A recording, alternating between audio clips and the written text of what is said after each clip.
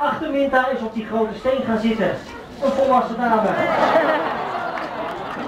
Die ving het zo op. Het was goed aangegooid, maar het was ook een mooie broccoli. Ja, mooie broccoli van Manji. Dat is dus ook een volwassen dame van zo'n 36 jaar. Als u goed opgelet heeft, heeft u kunnen zien dat Manji ook een heel klein...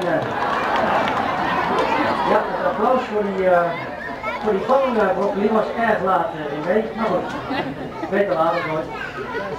Als u goed opgelet heeft, dan heeft u misschien gezien dat bij Manji ook een heel klein bubbeltje aan haar buik zit. Dat is één van de 3 babytjes die in deze groep zit momenteel.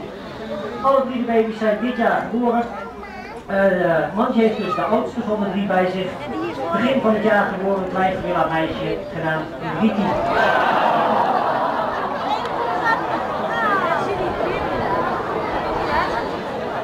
Nou, dat is niet zielig, dat wordt hier zielig genoemd, maar dat is absoluut niet zielig. Dat hoort een beetje bij de opvoeding die gorilla kinderen krijgen.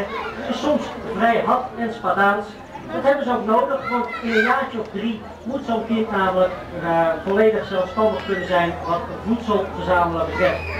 Dus het is een kwestie van, als je dan iets te pakken hebt, ook zorgen dat je het behoudt. En er zijn altijd kapers op de kust, in dit geval zijn eigen moeder, die dat van je dan proberen af te pakken. Maar goed, ik was gebleven bij het voorstellen van Iriki, de oudste van de 3 baby's in deze groep, nu